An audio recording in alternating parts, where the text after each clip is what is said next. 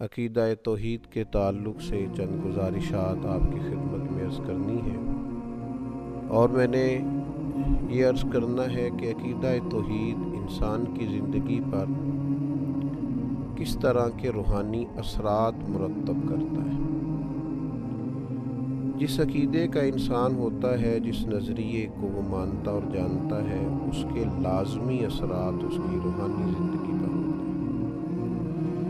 اسلامی عقائد میں سے بنیادی عقیدہ توحید ہے۔ اللہ تعالیٰ کی ذات اور صفات میں اسے یکتا اور تنہا ماننا، ذات و صفات میں کسی کو کبھی شریک نہ ٹھہرانا، یہ عقیدہ توحید ہے۔ اسی نظریے کی تبلیغ کے لیے اللہ تعالیٰ نے تمام انبیاء کرام علیہم السلام کو مبعوث فرمایا۔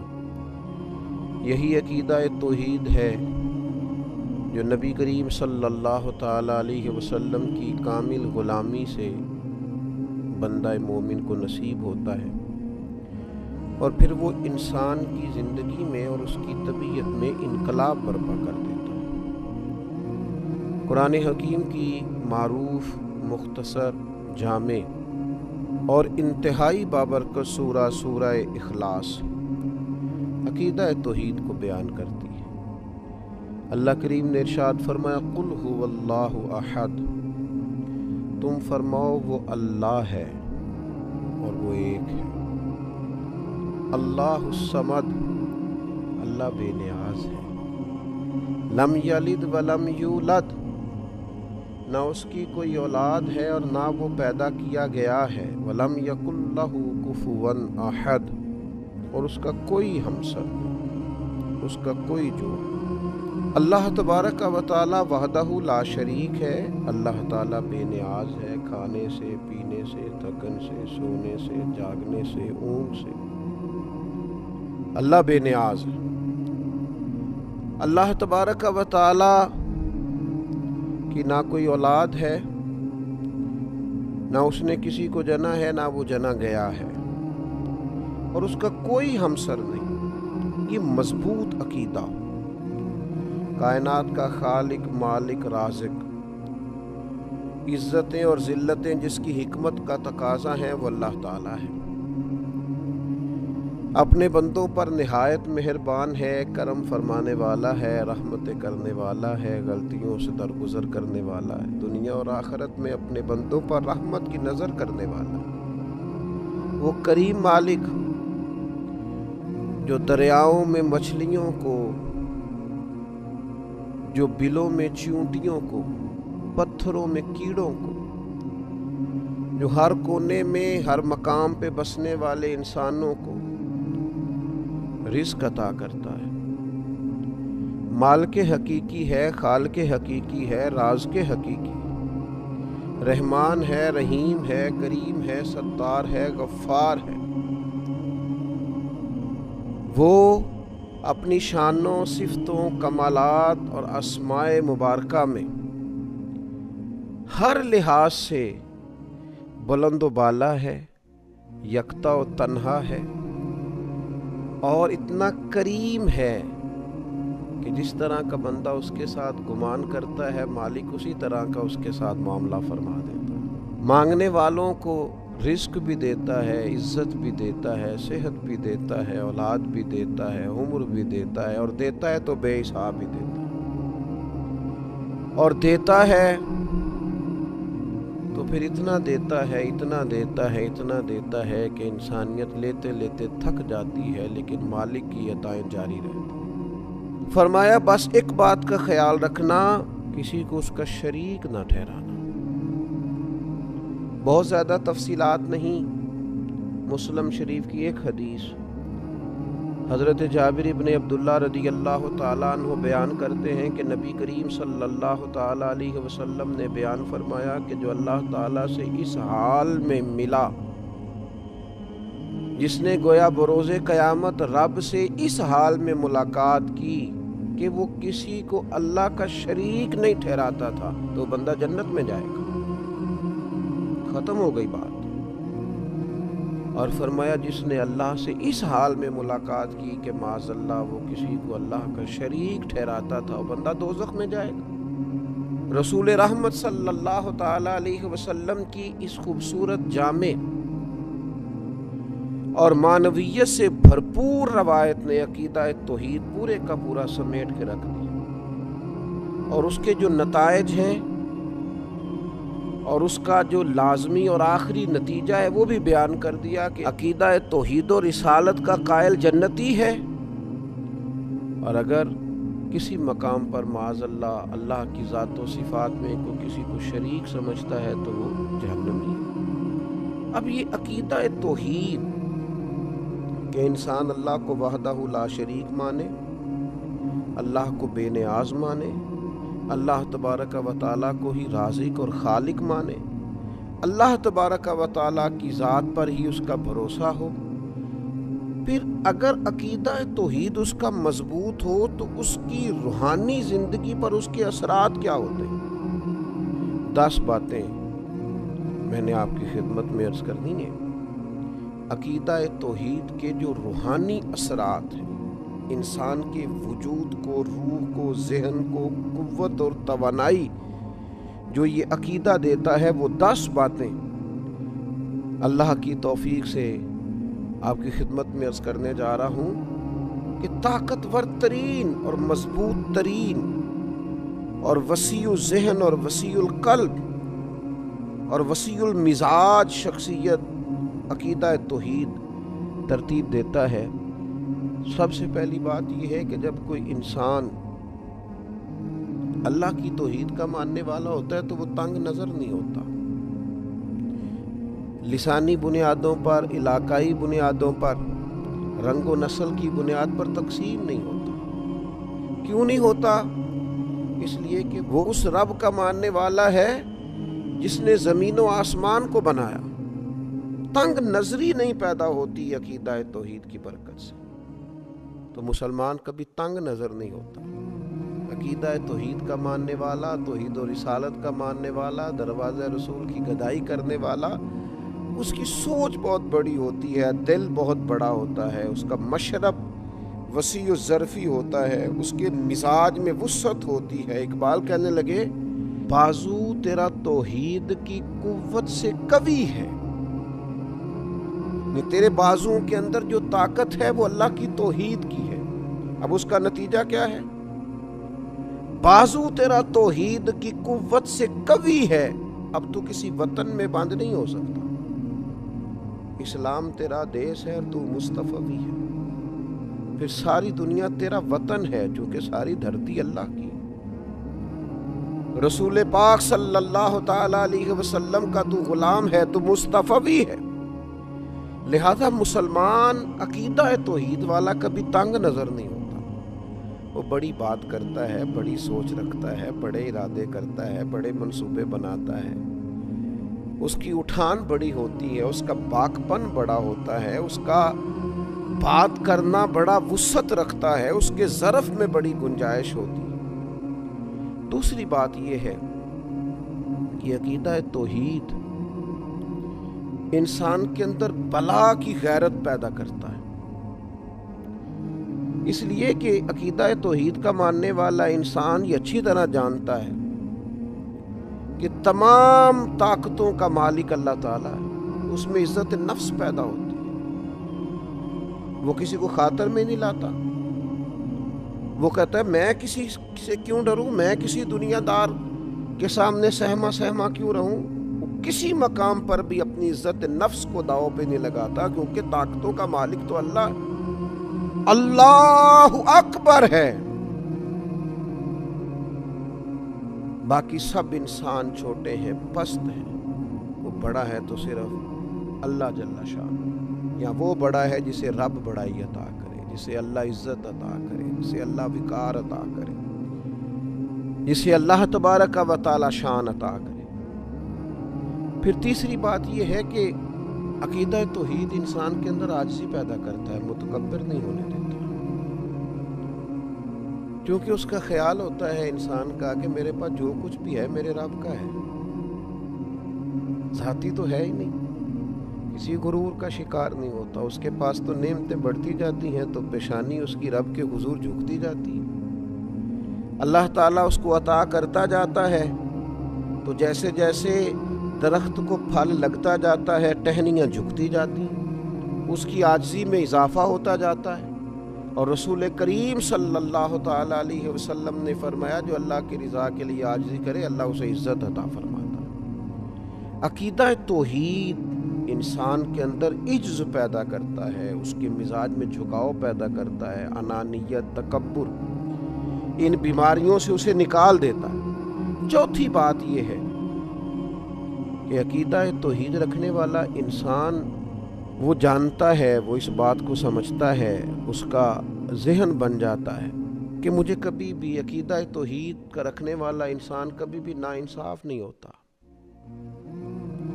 ظالم نہیں ہوتا, وہ عادل ہوتا ہے, ناانصافی نہیں کرتا. کیوں کہ اسے پتہ ہوتا ہے اگر میں تھوڑی سی یہاں ناانصافی کروں گا تو میرا مالک مجھے دیکھ رہا ہے, صبح قیامت انصاف کر دے گا, ہر ظلم کا حساب دینا پڑے گا مجھے.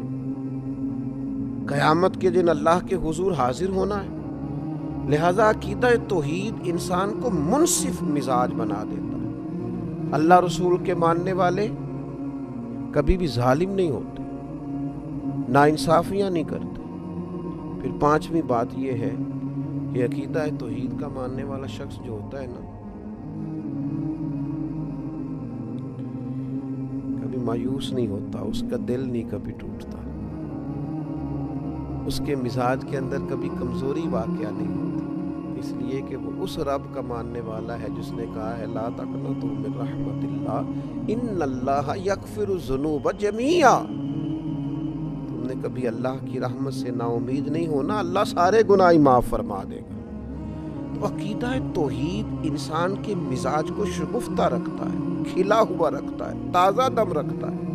امیدیں ہر وقت برقرار رہتی ہیں, مزاج ہر وقت تازہ رہتا ہے, طبیعت میں ہر وقت اٹھان رہتی ہے, کچھ کرنے کا جذبہ ہر وقت بیدار رہتا ہے, سستیوں سے, نکاہتوں سے, کمزوریوں سے, کمزور باتوں سے. عقیدہ توحید کا ماننے والا بچا رہتا ہے, روحانی تازگی نصیب ہوتی. چھٹی بات, عقیدہ توحید رکھنے والے آدمی کے اندر عزم بہت ہوتا ہے, حوصلہ بہت ہوتا ہے. کیوں؟ اس لیے کہ عقیدہ توحید رکھنے والا آدمی جو کام بھی کرتا ہے رب کی رضا کے لیے کرتا ہے. جو کام انسان دنیاوی لالچ کے لیے کرے, حرص و ہوس کے لیے کرے, وہ کام بندے کو تھکا دیتے ہیں, محدود کر دیتے ہیں, کمزوری اس میں ظاہر ہوتی. لیکن جب بندہ رضا الہی کے لیے نکلتا ہے, پھر عزم ہے, حوصلہ ہے, پھر تو انسان جان بھی خوشی خوشی دے دیتا ہے, پھر تو سر کٹانے میں بھی لطف آتا ہے. وہ کسی نے کہا تھا کہ غلامان محمد جان دینے سے نہیں ڈرتے, یہ سر کٹ جائے یا رہ جائے کچھ پرواہ نہیں کرتے. عقیدہ توحید نے مضبوط کر دیا, عزم پیدا کیا, حوصلہ پیدا کیا. اور ساتویں بات یہ کہ عقیدہ توحید انسان کو کمزوری سے نکالتا, بہادر کر دیتا بندے کو, اس لیے کہ وہ زبردست طاقت والے رب کا ماننے والا ہے, وہ اللہ جل جلالہ کا ماننے والا ہے, وہ اللہ جل شانہ کا ماننے والا ہے, اللہ اکبر کا ماننے والا ہے. لہذا اس کے اندر بہادری ہوتی ہے, وہ بزدل نہیں ہوتا, وہ کمزور بات نہیں کرتا, اس کے لہجے کا دبدبا بتاتا ہے کہ اس کے پیچھے جو طاقتیں ہیں وہ عظیم ہیں. کسی عظیم کو ماننے والا, اللہ رسول کی مدد اور نصرت کا دامن اس نے تھاما ہوا ہے, اور یہ جدھر جاتا ہے اللہ تعالیٰ اس کی مدد فرماتا ہے. اور پھر آٹھویں بات یہ ہے, عقیدہ توحید انسان کے اندر بے نیازی پیدا کرتا ہے, قناعت پیدا کرتا ہے. انسان سمجھتا ہے کہ عزت ہو, حکومت ہو, رزق ہو, یہ تو اللہ کے ہاتھ میں ہے. لہٰذا وہ بندوں کی, دنیا داروں کی, مالداروں کی, صاحب اقتدار لوگوں کی اتنی پرواہ نہیں کرتا. اسی کسی دے کچھ نہیں لگتے, نہ کوئی ساڈا دردی. وہ کہتا ہے سب تو اللہ نے دینا ہے, میں رب رسول کی بارگاہ کی طرف رجوع رکھوں گا، میں ادھر ادھر دنیا داروں کے دروازے پہ شان بے نیازی۔ اس لیے آپ کبھی دیکھیں اللہ کے بندوں کو، حضرت ابو عبیدہ بن جراح، جناب ابو ذر غفاری، سیدنا فاروق اعظم، حضرت مولا علی شیر خدا علیہ رضوان، کبھی ان کو دیکھیں، لباس سادہ، انداز سادہ، لیکن کیا شان ہے، کیا انداز ہے، اللہ تیرے بندوں کی کیا عظمت ہے۔ جہاں بیٹھتے ہیں رونقیں نرالی ہیں، جو ارادے کرتے ہیں ان ارادوں میں طاقتیں خدائی ہیں، بے نیازی ہے، بے پرواہ ہیں دنیا سے، اپنے رستوں کا تعین خود کرتے ہیں، ہواؤں کے رخ پھیر دیتے ہیں۔ عقیدہ توحید نے بے نیاز کر دیا۔ اقبال کہنے لگے دو عالم سے کرتی ہے بیگانہ دل کو، عجب چیز ہے لذت آشنائی۔ جب سے مالک تیرے ساتھ آشنا ہوئے ہم تو دنیا سے بے نیاز ہو گئے، بیگانہ ہو گئے۔ اور پھر نامی بات یہ ہے کہ عقیدہ توحید کا ماننے والا قانون کا پابند ہوتا ہے، اس لیے کہ اسے پتہ ہوتا ہے میرا اللہ ہر حال میں مجھے دیکھ رہا ہے، اسے پتہ ہوتا ہے اللہ ظاہر کو بھی دیکھتا ہے، باطن کو بھی دیکھتا ہے۔ لکھا ہوتا ہے نا کیمرے کی آنکھ آپ کو دیکھ رہی ہے، محتاط رہنا، تو جسے یہ یقین کامل ہو میرا رب مجھے دیکھ رہا ہے، کسی قانون کی خلاف ورزی نہیں کرتا، اپنی حرکات کو، سکنات کو، صبحوں کو، شاموں کو، جلوتوں کو، خلوتوں کو اللہ رسول کے قانون کا پابند رکھتا ہے، کیونکہ عقیدہ توحید کا ماننے والا ہے۔ اور 10ویں بات یہ کہ عقیدہ توحید انسان کے اندر قوت اور مساوات کو پیدا کرتا ہے۔ انسان سمجھتا ہے یہ ساری مخلوق اللہ کی پیدا کرتا ہے، وہ کسی کو حقیر نہیں جانتا، لوگوں سے پیار کرتا ہے، رب کی مخلوق اسے اچھی لگتی، الخلق عیال اللہ۔ حضور نے فرمایا مخلوق اللہ کا کنبہ ہے۔ جب وہ عقیدہ توحید کا قائل ہوتا ہے پھر اللہ کی مخلوق سے پیار کرتا ہے، پھر مساوات کرتا ہے، پھر انسانوں کو حقیر نہیں جانتا، پھر وہ اللہ کے بندوں کو، مسلمانوں کو، رسول کریم کے غلاموں کو غلامی کی نسبت سے ساتھ بٹھا کر فخر محسوس کرتا ہے۔ کسی بھی مسلمان صحیح العقیدہ کو پاس بٹھا کے اسے گھٹن محسوس نہیں ہوتی۔ یہ 10 باتیں ایسی ہیں جو روح کو تازہ کر دیں، جو طبیعت میں ایک نورانیت پیدا کر دیں، جو مزاج کو شگفتہ کر دیں۔ یہ کب نصیب ہوتی ہیں؟ جب عقیدہ توحید ملتا ہے۔ 10 باتیں عرض کی ہیں، اللہ تعالیٰ مسلمانوں میں یہ پیدا کر دے، ہمارے دلوں کو ٹھنڈا کر دے۔ اور آپ یقین کریں اگر یہ 10 باتیں پیدا ہو جائیں تو انزائٹی بھی گئی، ڈپریشن بھی گیا، ٹینشن بھی گئی، اور یہ جو کہا جاتا ہے کہ فلاں میری بات نہیں سن رہا، فلاں میرا خیال نہیں رکھتا، ان ساری باتوں سے انسان گیا۔ جس کے پیچھے رب رسول ہو اسے کسی اور کی حاجت رہ ہی نہیں جاتی۔ انسان کی اخلاقی زندگی کا مطلب یہ ہوتا ہے کہ اس کا رویہ کیسا ہے، طرز زندگی کس طرح کا ہے، دوسروں کے ساتھ اس کے معاملات کتنے صاف ہیں، اپنے دل میں دوسروں کا احساس کتنا رکھتا ہے، اور روزمرہ کے معاملات کے اندر وہ کشادہ روح کتنا ہے، اور خندہ پیشانی اللہ نے اسے کتنی عطا فرمائی۔ ہم نبی اکرم نور مجسم شفیع معظم آقا دو عالم رحمت عالم صلی اللہ تعالی علیہ وسلم کے ماننے والے ہیں۔ ہم کریم محبوب علیہ السلام کے دروازے کے گدا اور غلام ہیں۔ اللہ تعالیٰ نے ہمارے نبی کریم صلی اللہ تعالی علیہ وسلم کی شان و عظمت کو بیان کیا اور فرمایا وَإِنَّكَ لَعَلَىٰ خُلُقٍ عَظِيمٍ، بے شک آپ عظیم الشان خلق پر فائز ہیں، آپ عظیم اخلاق پر ہیں۔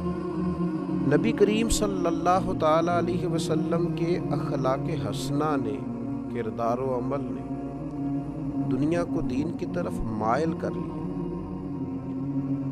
شروع میں بڑی سخت مخالفت کرنے والے، پتھر کی طرح مزاج رکھنے والے، اور اپنے لفظوں کو بڑا تلخ اور ترش کر کے پیش کرنے والے رسول پاک کے اخلاق کے سامنے بڑی جلدی ہتھیار ڈالتے ہوئے دکھائی دی۔ وہ کئی دفعے ہاتھوں میں روڑے پتھر خنجر تلواریں اٹھا کے آئے، پر کریم محبوب صلی اللہ تعالی علیہ وسلم کے اخلاق حسنہ کا مقابلہ نہیں کر سکے۔ رسول پاک علیہ السلام کی میٹھی گفتگو کا کوئی توڑ ان کے پاس موجود نہیں تھا۔ حضور کے لب و لہجے کی شائستگی، کریم محبوب کا مسکراتا چہرہ، میٹھی دھیمی ٹھنڈی دل موہ لینے والی باتیں اور دلوں میں گھر کرتا ہوا لہجہ، الفاظ کی شرینی اور رسول پاک صلی اللہ تعالی علیہ وسلم کا ناصحانہ انداز اور مائل کرتا ہوا لہجہ، اپنی مخالفت کرنے والے بھی اپنی تنہائیوں میں سوچا کرتے تھے کہ کبھی اس کریم کے غلام بن جائیں۔ بحث کر کے معاذ اللہ لوٹ کر جانے والے بھی رستوں میں کہا کرتے تھے لفظ لفظ سچا ہے، بات بات خوشبو والی ہے، ایک ایک جملے سے شہد ٹپکتا ہے۔ قریب جانے کو نہیں، قربان ہو جانے کو دل کرتا ہے۔ یہ جو اخلاقی رویہ ہوتا ہے، یہی تو انسان کی اصل پہچان ہوتا ہے۔ اس کا جو اخلاقی رویہ ہوتا ہے وہی سوسائٹی کے اندر اس کے مقام کو متعین کرتا ہے۔ اگر کوئی شخص کہے کہ میں اپنے مال کے زور پر اپنے آپ کو منوا لوں، تو نبی پاک علیہ السلام نے فرمایا تم مال کے زور پر لوگوں کے دلوں میں گھر نہیں کر سکتے۔ تو یا رسول اللہ صلی اللہ تعالی علیہ وسلم، پھر کس طرح لوگوں کے دلوں میں بسا جا سکتا ہے؟ تو فرمایا اپنے اخلاق کے زور پر۔ تمہارا اخلاقی رویہ ہے جو لوگوں کے دلوں میں تمہارے لیے گھر بنائے گا، جگہ بنائے گا۔ اس لیے نبی پاک علیہ الصلوۃ والسلام کی زندگی کے جو اخلاقی پہلو ہیں اور اخلاقی پہلوؤں کا جو خاص حسن ہے، اس پر ایک نظر ڈالنا بڑا ضروری ہے۔ ایک تو یہ ہے کہ بہت عالمی، قومی، ملی باتیں کی جائیں، حضور کی زندگی ہر جگہ فیض دیتی ہے، اس پر بھی گفتگو ہو سکتی ہے، لیکن آج کی نشست میں کچھ چند ایک ایسی خاص باتیں جن کی ہر لمحہ، ہر گھڑی ہمیں اپنی نجی، عائلی اور ذاتی زندگی میں ضرورت پڑتی ہے، ان میں سے حضور علیہ السلام کی بارگاہ سے، اخلاق عالیہ سے چند باتیں آپ کی خدمت میں عرض کرنی ہیں۔ سب سے پہلی بات تو یہ کہ نبی پاک علیہ الصلوۃ والسلام نے اخلاقی زندگی پر زور بہت زیادہ دیا، بلکہ رسول پاک علیہ الصلوۃ والسلام نے فرمایا میں تو دنیا میں بھیجا ہی اس لیے گیا ہوں تاکہ حسن اخلاق کو مکمل کروں۔ اور پھر حضور علیہ الصلوۃ والسلام نے فرمایا کہ میں اس حسن اخلاق کو کس طرح مکمل کروں؟ گویا یہ بھی حضور نے ہمیں بتلایا کیسے مکمل ہوگا۔ فرمایا وہ میں اس لیے مکمل کروں گا کہ مجھے میرے رب نے ادب سکھایا ہے، سو بہت ہی اعلیٰ سکھایا۔ اب وہ آداب جو میں نے اپنے مالک کریم سے سیکھے ہیں، گویا وہ تمہیں سکھائے جائیں گے، اور وہ خوب آداب ہیں، ان آداب کو سیکھنا ہے اور اپنی زندگی میں ان کو لازمی طور پر شامل کرنا ہے تاکہ زندگی خوشبو والی بھی ہو، زندگی با مقصد بھی ہو، زندگی با معنی بھی ہو، زندگی سے تکلفات نکلیں۔ صرف چند باتیں نبی پاک علیہ الصلوۃ والسلام کے اخلاق عالیہ کی۔ سب سے پہلے تو حضرت ابو ہریرہ رضی اللہ تعالیٰ عنہ روایت کرتے ہیں، ادھر انداز دیکھیے، آپ کا جو مخالف ہوتا ہے اس کے لیے کئی دفعہ انسان کی زبان سے بد دعائیں نکل جاتی ہیں، اس کے بارے میں سخت جملے نکل جاتے ہیں، لوگ جب تکلیف دیتے ہیں، ستاتے ہیں، تو رد عمل کے طور پر بہت ساری گفتگو انسان سے سرزد ہوتی ہے، اور یہ کوئی ایسی بات نہیں ہے، یہ تبھی تقاضا ہوتا ہے، بے ساختہ بھی بعض اوقات کچھ گفتگو نکل جاتی ہے۔ تو حضرت ابو ہریرہ رضی اللہ تعالیٰ عنہ روایت کرتے ہیں کہ رسول اللہ صلی اللہ علیہ وسلم سے عرض کیا گیا مشرکین کے خلاف دعا مانگیں؟ کیا مختصر سا جواب حضور نے ارشاد فرمایا، نبی رحمت علیہ السلام فرمانے لگے مجھے لعنت کرنے والا نہیں بنا کے بھیجا گیا، مجھے تو رحمت بنا کے بھیجا گیا۔ تو جو کام ہم کرنے آئے ہیں وہی کریں گے. گویا رحمت بنا کے بھیجا گیا ہے تو گفتگو بھی رحمت کی ہوگی, فضل و احسان کی ہوگی, کرم کی ہوگی. یہ مسلم میں موجود ہے. پھر انسانی زندگی کا ایک پہلو تو یہ ہوا کہ انسان اپنے مخالفین کے بارے میں بھی لعنت ملامت کا رویہ اختیار نہ کرے. اور ایک دوسرا پہلو ہوتا ہے انسانی زندگی میں کہ انسان جلد باز ہوتا ہے, تنگ پڑتا ہے بعض اوقات بڑی جلدی. اس کے لیے ہمارے ہاں پنجابی میں ایک لفظ بولا جاتا ہے, شاید وہ اس مفہوم کو زیادہ واضح کرے کہ جناب سوڑے پہ گئے ہو تسی, بڑی جلدی آپ کسی چیز سے تنگ آ گئے, اکتاہٹ بڑی جلدی فیل کرنے لگے, چڑچڑاپن آ گیا, چھوٹی چھوٹی باتوں سے ناراض ہونے لگے. یہ چیز انسانی رویے کو بڑا گھٹن والا سا کر دیتی ہے. اور اگر پورے گھر کے اندر ایک شخص بھی ایسا ہونا جس کی طبیعت اس طرح کی ہو کہ وہ سوڑا بڑی جلدی ہو جاتا ہے اور تنگ بڑی جلدی ہوتا ہے اور اس کی طبیعت کے اندر گھٹن بڑی جلدی پیدا ہوتی ہے, تو وہ سارے ماحول کو متاثر کرتا ہے. اب دیکھیے نبی پاک علیہ السلام کی زندگی سے ہمیں کس طرح فیض لینا ہے. حضرت انس بن مالک رضی اللہ تعالیٰ عنہ ارشاد فرماتے ہیں, میں نے 10 سال رسول پاک کی خدمت کی ہے. یہ ترمذی میں موجود ہے.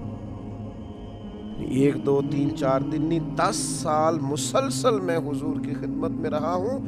نبی کریم نے کبھی مجھے اف تک نہیں کہا. فرماتے ہیں کبھی نہیں کہا یہ کیوں ہوا, یہ کیوں ہوا. ظاہر ہے انسان ہے, تبھی تقاضے ساتھ ہیں, بعض اوقات کام میں اوپر نیچے بھی ہو جاتا ہے. حضرت انس خود اپنے ایسے واقعات بھی بتاتے ہیں کہ محبوب نے کہیں کام کو بھیجا لیکن میں بچوں کے ساتھ کھیلنے لگا.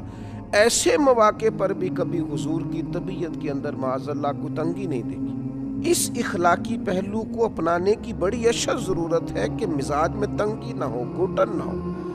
ذرا سی بات سے تلخ ہو جانا, ذرا سی بات سے ناراض ہو جانا, اور اس طرح کے لوگ خود بڑی تکلیف میں آتے ہیں, اپنے آپ کو اذیت دیتے ہیں, اپنے دل میں پریشانی محسوس کرتے ہیں, بے چین بے قرار اور پراگندہ کیفیات اور حالات کا شکار ہوتے ہیں. تو حضور کے اخلاق سے فیض لیا جائے. حضرت انس بن مالک کہتے ہیں کبھی اف نہیں کہا, گویا سایہ ہی ملا, کرم ہی ملا, عطا ہی ہوئی. تیسری بات نبی پاک علیہ الصلوۃ والسلام کے اخلاق میں ہمیں ملتی ہے, یہ بخاری شریف میں حضرت ابو ہریرہ رضی اللہ تعالیٰ عنہ سے حدیث مروی ہے. حضرت ابو ہریرہ رضی اللہ تعالیٰ عنہ روایت فرماتے ہیں کہ رسول اللہ صلی اللہ تعالیٰ علیہ وسلم نے کبھی کسی کھانے کی مذمت نہیں کی, کبھی کسی کھانے کی برائی نہیں کی. اگر آپ صلی اللہ تعالیٰ علیہ وسلم کو کوئی کھانا کوئی چیز پسند ہوتی تو کھا لیتے, ورنہ چھوڑ دیتے. لیکن یہ میری من پسند چیز نہیں آئی, یہ نہیں بنایا گیا, یہ نہیں کیا گیا. یہ عائلی زندگی کو, نجی زندگی کو بڑا متاثر کرتا ہے, دوستوں کی محافل کو بڑا بھائی میں یہ نہیں کھاتا, یہ آپ کیا لے آئے. یہ انسان کی زندگی کو ایک متاثر کر دے. اگرچہ یہ چیز معمولی ہے دیکھنے میں کہ کسی شخص نے کسی چیز کو کہہ دیا مجھے ناپسند ہے, لیکن نجی زندگی کو بہت متاثر کرتی ہے. اگر آپ کو کوئی چیز پسند نہیں ہے تو بھائی باقیوں کو تو پسند ہے نا. آپ کو کوئی سبزی پسند نہیں ہے تو باقیوں کو تو پسند ہے, لیکن آپ کے رویے کا انداز اتنا عجیب ہے کہ آپ گویا باقیوں کو بھی جبراً اس سے روکنا چاہ رہے ہیں. آپ کو پسند نہیں ہے, آپ چھوڑ دیجیے. یہ رسول پاک صلی اللہ تعالی علیہ وسلم سے سیکھنے والی ایک اہم بات. پھر چوتھی بات حضرت جابر رضی اللہ تعالیٰ عنہ بیان کرتے ہیں, یہ بھی بخاری میں موجود ہے. فرماتے ہیں نبی پاک صلی اللہ تعالیٰ علیہ وسلم سے جب بھی کسی چیز کا سوال کیا جاتا حضور کبھی نہ فرماتے. رویے کی سخاوت, کرم کی برکھا دینے کا انداز, ایسا کوئی محبوب کہیں ہوگا نہ کہیں ہے.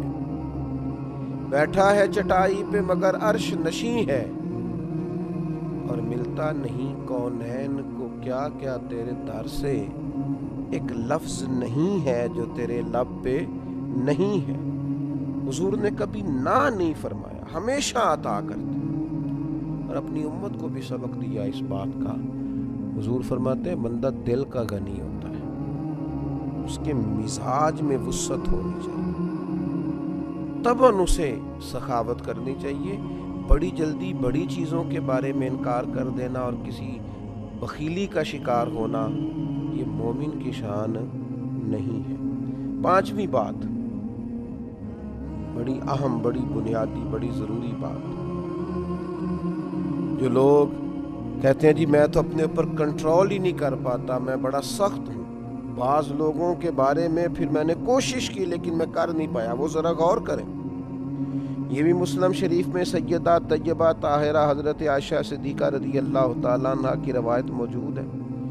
ارشاد فرماتی ہیں نبی پاک علیہ الصلوۃ والسلام نے اللہ تعالیٰ کی راہ میں جہاد کے سوا کبھی کسی کو اپنے ہاتھ سے نہیں مارا، یہاں تک کہ ارشاد فرماتی ہیں نہ کبھی کسی عورت پر ہاتھ اٹھایا، نہ کبھی کسی خادم کو مارا، کبھی نہیں مارا نبی پاک نے جہاد کے علاوہ کسی کو۔ میں عرض کروں گا وہ لوگ جو سمجھتے ہیں کہ ہر چیز کا انداز ڈنڈا ہے اور ہر جگہ ہمیں سختی ہی کرنی ہے، کبھی طلباء پر، کبھی خدام پر، کبھی غرباء پر، کبھی کسی پر، کبھی کسی محتاج پر، وہ غور کریں۔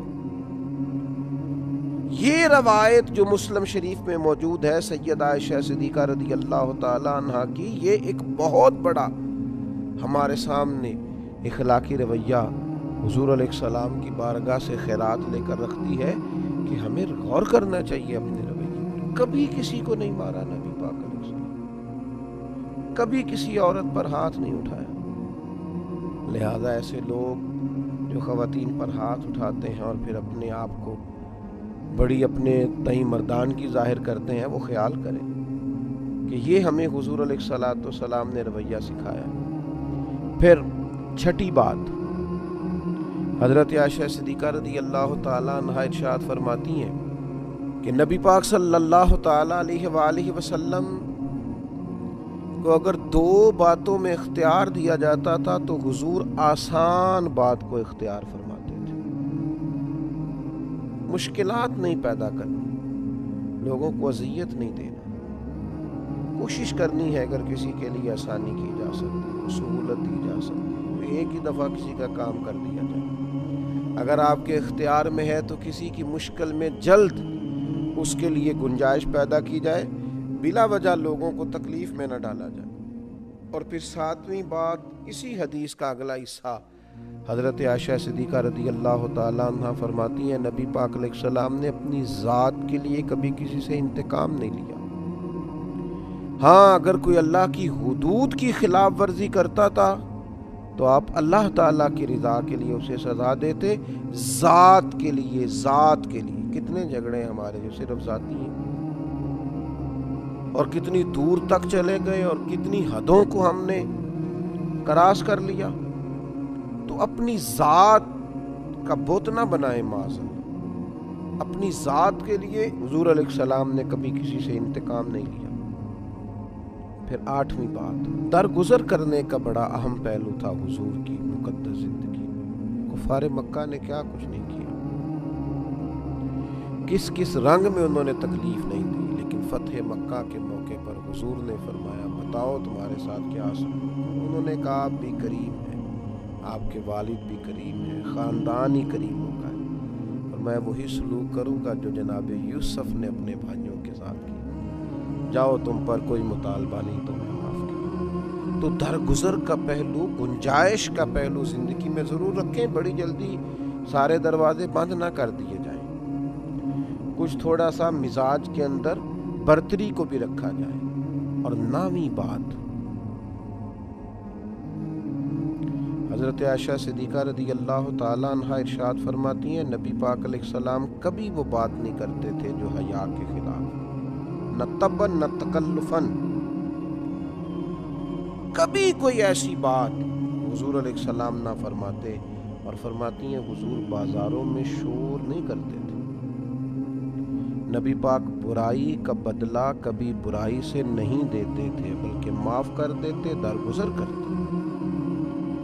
لب و لہجے سے جب بھی کوئی بات نکلے وہ حیا والی ہو، وزادار ہو۔ بعض لوگ بات کرتے ہیں تو محسوس ہوتا ہے کہ یار یہ جو آپ نے گفتگو کی ہے یہ آپ کی شخصیت سے میچ نہیں کی، آپ بہت بڑے آدمی تھے، آپ کو اتنی چھوٹی بات نہ کرنا چاہیے۔ تو نبی پاک علیہ السلام کبھی کوئی ایسی بات نہ فرماتے جو حیا کے خلاف ہو۔ 10ویں اور آخری بات عرض کرتا ہوں، یہ روایت بھی مجمع الزوائد میں موجود ہے، اور حضرت ابو ہریرہ رضی اللہ تعالیٰ عنہ ارشاد فرماتے ہیں کہ نبی پاک علیہ السلام نے ایک دفعہ صحابہ کرام سے فرمایا، میں مزاح میں ہوں، تم سے دل لگی کر رہا ہوں، اس حالت میں بھی میں سوائے حق کے کوئی بات زبان سے ادا نہیں کرتا۔ عام روٹین کے حالات میں بات ہو رہی ہو، نارمل بات ہو رہی ہو، گفتگو عام ہو رہی ہو، پھر بھی بات حق اور سچ ہے، اور اگر بات کبھی طبی طور پر دل لگی کی ہو رہی ہو، مزاح کی ہو رہی ہو، خوش طبی کی ہو رہی ہو، تو اس میں بھی میں حق بات کہتا ہوں۔ حضور علیہ السلام نے ہمیں بتایا کہ حالت کوئی بھی ہو، مومن کا سچا ہونا اس کا اعزاز ہے، وہ غصے کی حالت میں ہو، خوشی کی حالت میں ہو، یا نارمل حالات میں، اسے سچ کا دامن کبھی نہیں چھوڑنا چاہیے، یہ مومن کی شان ہے۔ میں نے دیکھا ہے بہت سارے لوگ بیچارے صرف لوگوں کو خوش کرنے کے لیے جھوٹے لطیفے سناتے ہیں، جس قدر زیادہ اپنی جان پر ظلم ہے کہ کچھ دیر لوگوں کے سامنے اپنی پذیرائی کے لیے جھوٹ بولا جائے، نہ بڑا جرم کیا جائے۔ دین اسلام کی بنیاد جن 5 چیزوں پر ہے، ان میں ایک بات زکوٰۃ کا ادا کرنا بھی ہے۔ نماز کے بعد قرآن مجید میں اور احادیث مبارکہ میں جس بنیادی چیز کا ذکر کیا گیا وہ زکوٰۃ کا ادا کرنا ہے۔ اللہ تعالیٰ نے فرمایا وَأَقِیمُوا الصَّلَاةَ وَآتُوا الزَّکَاةَ، نماز قائم کرو اور زکوٰۃ ادا کرو، وَارْكَعُوا مَعَ الرَّاكِعِينَ، رکوع کرو رکوع کرنے والوں کے ساتھ۔ یہ جو زکوٰۃ ہے، یہ جو صدقات ہیں، یہ اپنی معنویت اور اپنے حسن کے لحاظ سے معاشرے کے اندر ایک عجیب سی خوبصورتی پیدا کرتے ہیں۔ امیر کا غریب کے ساتھ محبت کا رشتہ قائم ہوتا ہے، ضرورت مندوں کا اہل فضل کی طرف رجحان اور ان کا پھر غریب پروری کرنا معاشرے کے اندر حسن کو، اخوت کو، بھائی چارے کو فروغ دیتا ہے۔ صدقات کے نبی کریم صلی اللہ تعالیٰ علیہ وسلم نے جو فضائل بیان کیے اور ترغیب جو نبی کریم علیہ السلام نے ارشاد فرمائی، اس کی جاذبیت اور خوبصورتی کو اگر سمجھا جائے تو حضور علیہ السلام کا تھوڑا سا توجہ دلانا، اور اس توجہ کے اندر حضور علیہ السلام نے جس طرح کی اہمیت اس چیز کو عطا فرمائی، وہ عجیب سا دل کو ٹھنڈا کرتا ہے۔ اللہ کے حبیب علیہ السلام نے ارشاد فرمایا کہ یہ جو صدقہ ہے یہ تو برے خاتمے سے بچا لیتا ہے۔ اتنی بڑی بات، اتنا بڑا اجر، انسان کو سب سے زیادہ جس بات کا ڈر ہوتا ہے وہ یہ ہوتا ہے کہ اختتام کہیں برا نہ ہو جائے۔ یہ صدقہ ایک ایسی چیز ہے جو سوء خاتمہ سے انسان کو محفوظ رکھتا ہے، اور ارشاد فرمایا کہ صدقہ عمر میں اضافہ کرتا ہے، 70 مصیبتوں کے دروازے بند کرتا ہے۔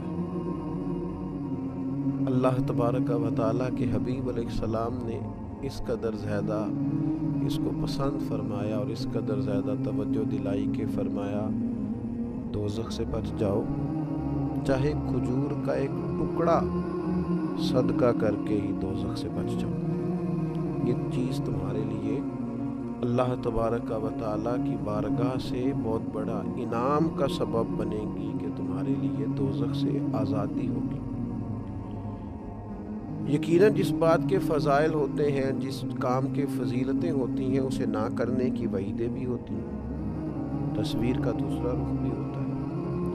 ایک کام کیا جائے گا، اس کے فضائل ملیں گے، اجر ملے گا، ثواب ہوگا، اللہ رسول کی رضا نصیب ہوگی، معاشرے کے اندر غریب پروری ہوگی، لوگوں کا خیال رکھا جائے گا، انسان کے اندر رقت قلبی پیدا ہوگی، درد دل پیدا ہوگا، زکوٰۃ ادا کرنے سے، صدقات کرنے سے دوسروں کے بارے میں اس کی طبیعت کے اندر ڈھیر سارے خیر کے جذبات پیدا ہوں گے، لیکن اگر یہ کام نہیں کرتا،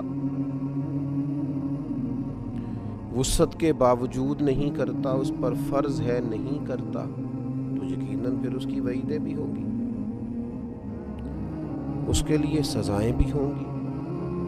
نبی پاک صلی اللہ تعالی علیہ وسلم نے ارشاد فرمایا، سیاستہ میں موجود ہے، فرمایا جس مال کی زکوٰۃ نہیں دی جائے گی وہ زہریلے سانپ کی صورت اختیار کر کے قیامت والے دن انسان کے گلے کا توق بنے گا اور لوگوں کو ڈسے گا، ہوگا وہ مال ہی۔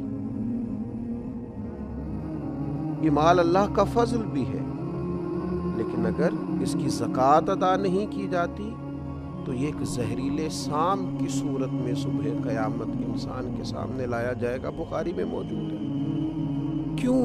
صحیح طور پر حساب کر کے، توجہ کر کے، اور کوئی مشکل نہیں ہے آپ کو، اگر آپ مال کے نصاب ہیں تو اس مال پر سال گزرنے کے بعد آپ کو 2.5% زکوٰۃ دینی، 40واں حصہ دینا ہے، تو یہ کوئی مشکل کام نہیں ہے، لیکن نہ کریں گے تو اس کی سزا۔ نبی پاک صلی اللہ تعالی علیہ وآلہ وسلم کی خدمت عالی مرتبت میں خواتین حاضر ہوئیں تو ان کے ہاتھوں میں سونے کے کنگن تھے۔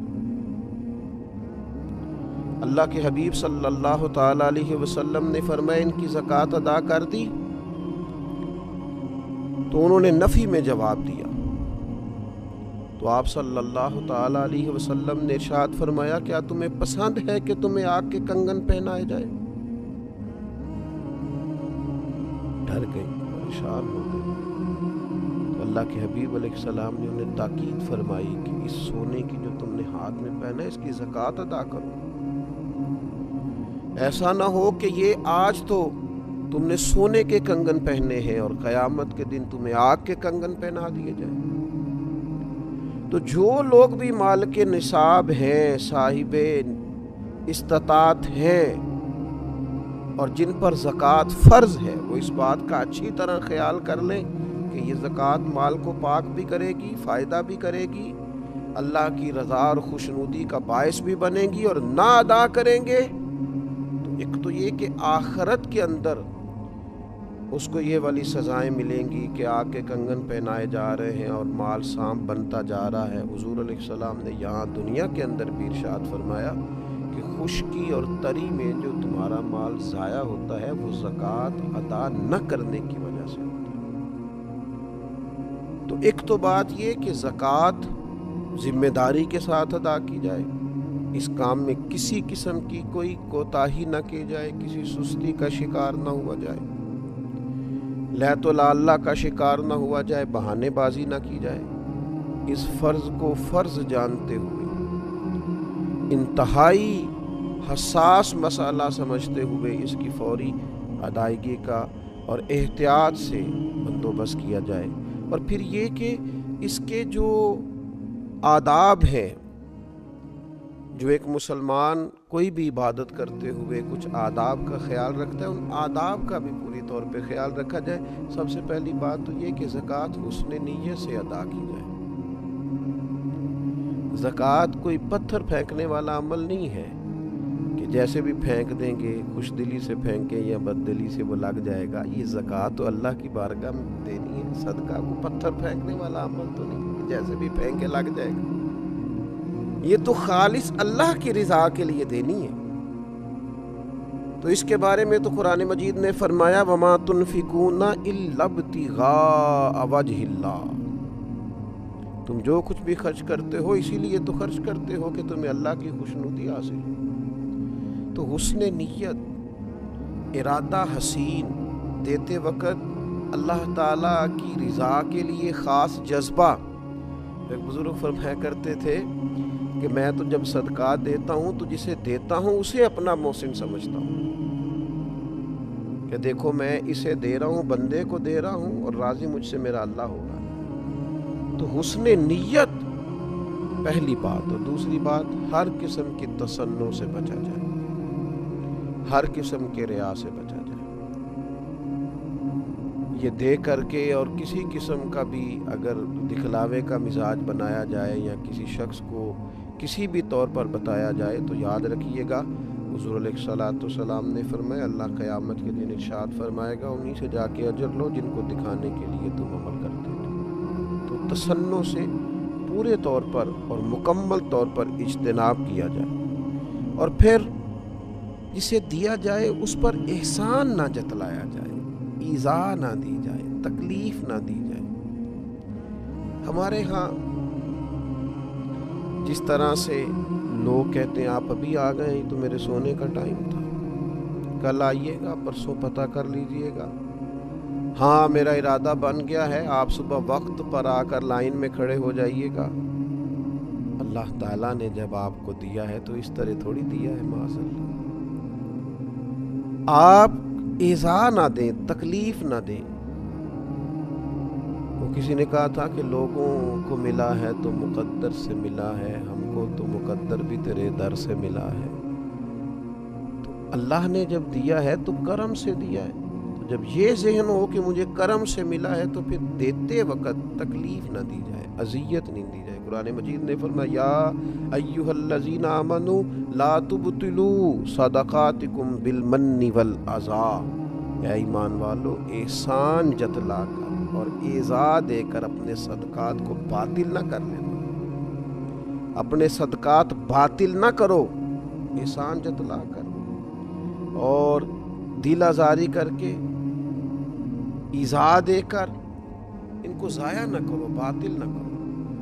تو کبھی بھی اس شخص کو جس کو آپ کچھ دے رہے ہیں، عطا کر رہے ہیں، اس کو کسی طور پر بھی کسی اذیت میں مبتلا، اگر قرآن مجید کا یہ دو لفظ سمجھ لیے جائیں نا، یا ایھا الذین آمنوا لا تبطلوا صدقاتکم بالمن والعذی، اے ایمان والو تم احسان جتلا کر، تکلیف دے کر اپنے صدقات کو باطل نہ کرو۔ اگر اس کو سمجھ لیا جائے تو پھر تو انسان جو لینے آئے اس کا اعزاز کرے، اسے ہر تکلیف سے بچائے کہ اللہ نے حکم دے دیا ہے کہ تم نے اپنا صدقہ باطل نہیں کرنا،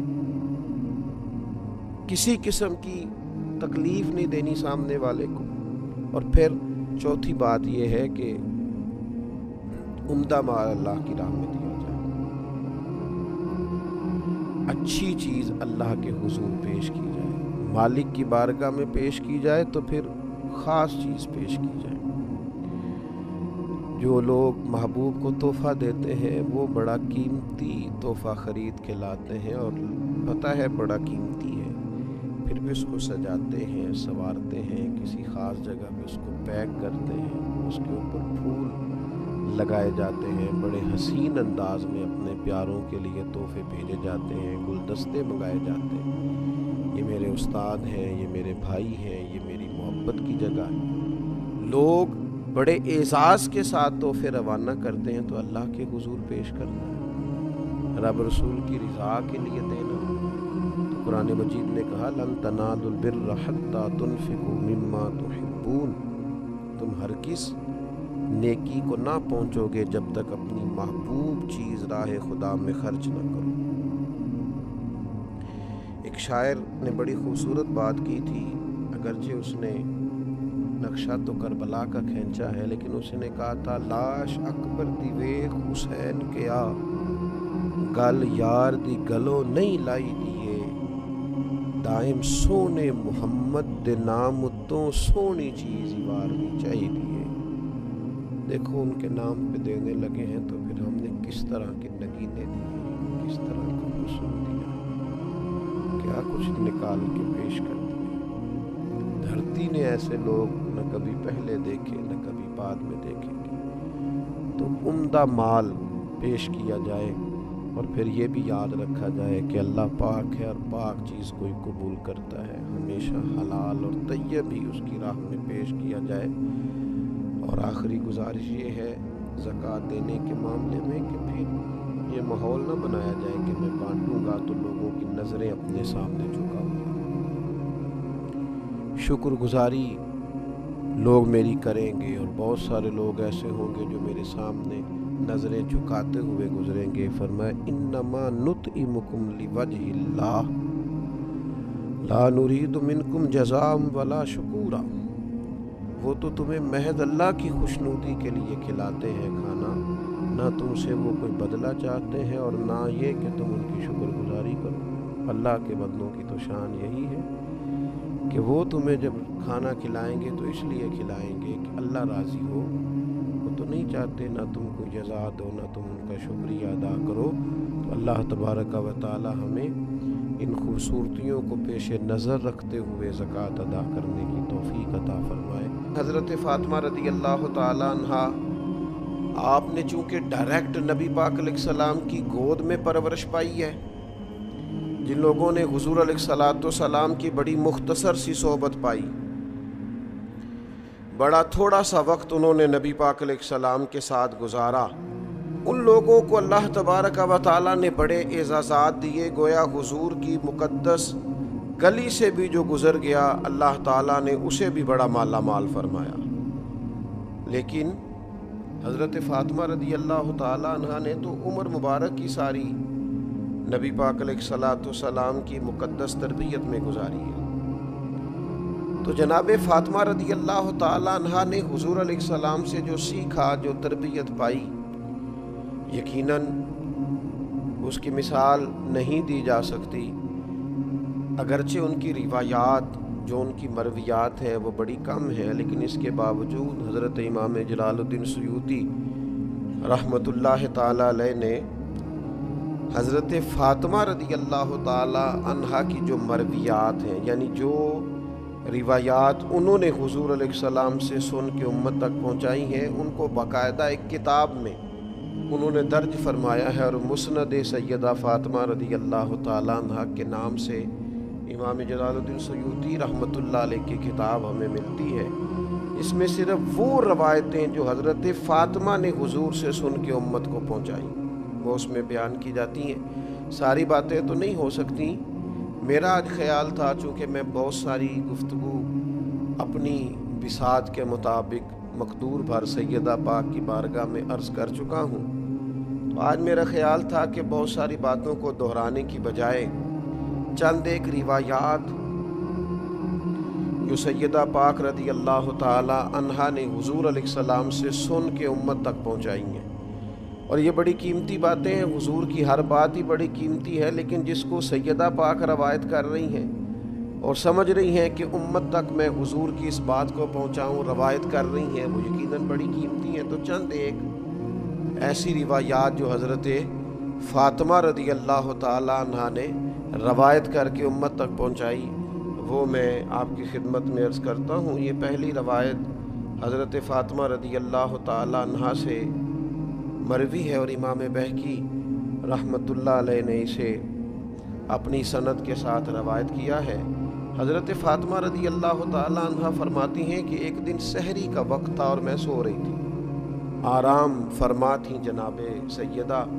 फरमाती हैं नबी पाक सल्लल्लाहु ताला अलैहि वसल्लम मेरे पास से गुज़रे, सहरी का वक्त था, तो हुजूर ने मुझे पाँव से पकड़ के हिलाया और हुजूर अलैहिस्सलाम फरमाने लगी मेरी बेटी उठो, अपने रिज़्क से अपना हिस्सा वसूल करो। फरमाया कि ये जो तुलुए फजर का वक्त होता है ना, तुलुए फजर से लेकर तुलुए आफताब तक, तुलुए फजर से तुलुए आफताब तक, यानी फजर का वक्त शुरू होने से लेकर सूरज निकलने तक अल्लाह ताला अपने बंदों में रिज़्क तकसीम फरमाता है। अगर आप इस रवायत पर गौर करें तो जनाबे ज़हरा रज़ी अल्लाह ताला अन्हा हमारी तवज्जो दिलाती हैं कि हमें सहरी में उठना चाहिए, सिर्फ रमज़ान में नहीं, हर रोज़ उठना चाहिए। ये ख़ास वक्त है इबादत का, इस ख़ास वक्त में हमें अपने अल्लाह के हुजूर हाजिर होना चाहिए। मेरा ख़्याल है उन सब लोगों को जो बहुत ज़्यादा वक्त रात को बेदार रहते हैं और ऐन वो वक्त जो सहरी में दोबारा उठने का है उस वक्त सो जाते हैं, उन्हें इस बात पर गौर करना चाहिए। और जितने लोग रिस्क की तंगी की शिकायत करते हैं और तंगदस्ती का उनके साथ मामला रहता है, वो भी इस हदीस पर गौर करें कि जनाब फ़ातिमा रज़ी अल्लाह ताला अन्हा फरमाती हैं मुझसे नबी पाक अलैहिस्सलाम ने सहरी के वक्त फरमाया उठो, یہ تو وہ وقت ہے جب اللہ اپنے بندوں میں رزق تقسیم فرماتا ہے۔ دوسری بات، اس کو بھی امام طبرانی نے روایت کیا ہے، کامل مومن کون ہوتا ہے؟ اس کی علامات سیدہ پاک رضی اللہ تعالیٰ عنہا نبی کریم صلی اللہ تعالیٰ علیہ وسلم سے روایت کرتی ہیں۔ آج آپ کسی شخص سے بھی کبھی بات کریں گے، وہ سب سے بڑا مسلمان نظر آئے گا، سب سے بڑا مومن نظر آئے گا۔ اس کی باتوں میں، لب و لہجے میں ایسا محسوس ہوگا کہ جناب تکمیل کیے بیٹھے ہیں اپنی شخصیت کی، اور جناب مکمل جانتے ہیں اپنے آپ کو۔ لیکن یہ دیکھیے جناب فاطمہ رضی اللہ تعالیٰ عنہا کامل مومن کی علامات بیان کرتی ہیں، ارشاد فرماتی ہیں کہ نبی پاک صلی اللہ تعالیٰ علیہ وسلم نے فرمایا وہ شخص کامل مومن نہیں ہو سکتا جس کا پڑوسی اس کے شر سے محفوظ نہ ہو۔ اگر وہ تکلیف دیتا ہے، اپنے پڑوسی کو اذیت پہنچاتا ہے، تو پھر کامل مومن نہیں ہو سکتا۔ اور پھر فرماتی ہیں کہ نبی پاک صلی اللہ تعالیٰ علیہ وسلم نے فرمایا کہ جو بندہ اللہ تعالیٰ پر اور یوم آخرت پر ایمان رکھتا ہے، اسے چاہیے اپنے مہمان کی عزت کرے، جو گھر آ گیا ہے اس کا اکرام کرے، یہ اس کے مومن ہونے کی علامت ہے۔ اور پھر ارشاد فرمانے لگی کہ نبی پاک صلی اللہ تعالیٰ علیہ وسلم نے فرمایا جو اللہ تعالیٰ اور آخرت پر ایمان رکھتا ہے کبھی اپنے ہمسائے کو اذیت نہ دے۔ اور پھر فرمایا جو اللہ تعالیٰ اور یوم آخرت پر ایمان رکھتا ہے اسے چاہیے یا تو اچھی بات کرے یا خاموش رہے، اپنے منہ سے ایسے جملے نہ نکالے جو جملے درست نہیں ہیں، جو جملے پاکیزہ نہیں ہیں، عمدہ نہیں ہیں، مومن کی شایان شان نہیں۔ اور پھر ارشاد فرماتی ہیں کہ نبی پاک صلی اللہ تعالیٰ علیہ وسلم نے فرمایا بے شک اللہ تعالیٰ حیادار، بردبار، پاک دامن اور پاک کردار مومن سے محبت فرماتا ہے۔ یہ صفات پیدا ہوں گی تو انسان اللہ تعالیٰ کی محبت کے قابل ہوگا۔ اور پھر فرماتی ہیں بد زبان، بد اخلاق، ضدی اور بھکاری سے ان کو اللہ تعالیٰ پسند نہیں کرتا۔ یہ جو لوگ ہیں یہ اللہ تعالیٰ کے پسندیدہ لوگ نہیں۔ اور فرمایا بے شک حیا ایمان کا حصہ ہے اور ایمان جنت میں لے جاتا ہے، جبکہ بد کلامی، بد خلقی یہ جہنم والا عمل ہے، یہ انسان کو دوزخ کی طرف لے جاتی ہے۔ میرا خیال ہے امام طبرانی کی روایت کرتا اس ایک حدیث پر ہی جو عمل کر لے وہ روحانی طور پر ایک مضبوط مسلمان ہو جائے گا، طاقتور مسلمان ہو جائے گا۔ پھر سیدہ پاک رضی اللہ تعالیٰ عنہ ایک اور مقام پر ارشاد فرماتی ہیں، آپ ارشاد فرماتی ہیں کہ رسول اللہ صلی اللہ تعالیٰ علیہ وسلم نے ارشاد فرمایا، یہ بھی امام بہقی روایت لائے ہیں سیدہ پاک سے، فرماتی ہیں کہ نبی پاک صلی اللہ تعالیٰ علیہ وسلم نے فرمایا، یہ آپ زیادہ توجہ کیجئے گا جو بات عرض کرنے لگا ہوں، میں بڑے احترام کے ساتھ ان لوگوں کی خدمت میں عرض گزار ہوں جن پر اللہ کے انعامات زیادہ ہیں۔ جناب فاطمہ رضی اللہ تعالیٰ عنہا سیدہ پاک ارشاد فرماتی ہیں کہ نبی کریم علیہ الصلاۃ والسلام نے فرمایا میری امت کے شریر لوگ وہ ہیں جنہیں نعمتیں عطا کی گئی ہیں اور وہ کیا کرتے ہیں، وہ انواع و اقسام کے کھانے کھاتے ہیں، رنگ برنگے کپڑے پہنتے ہیں اور بیہودہ گفتگو کرتے ہیں، یعنی اسی پہ انہوں نے اپنے آپ کو فوکس کر لیا ہے، کھاؤ پیو پہنو اور ہر وقت بیہودہ بولو۔ اگر اللہ نے تمہیں رزق دیا تھا تو خیر کے کاموں میں خرچ ہونا چاہیے تھا، اللہ کی رضا کے لیے اللہ کے بندوں پر خرچ ہونا چاہیے۔ اللہ نے اگر تمہیں نواز دیا تھا اور کچھ لوگ تمہارا اکرام کرتے تھے تو کیا مانا تم ہر وقت بات ہی کرتے رہو گے، پھر تمہارے لہجے میں ٹھہراؤ ہونا چاہیے تھا۔ اسی طرح حضرت فاطمہ رضی اللہ تعالیٰ عنہ کی بس ایک روایت عرض کرتا ہوں، اور آج 3 رمضان المبارک ہے، میری بڑی خواہش ہے کہ سیدہ پاک رضی اللہ تعالیٰ عنہ کا روایت کیا گیا یہ وظیفہ، آپ کی ارشاد فرمائی گئی یہ بات، یہ ہم سب کو اپنا لینی چاہیے۔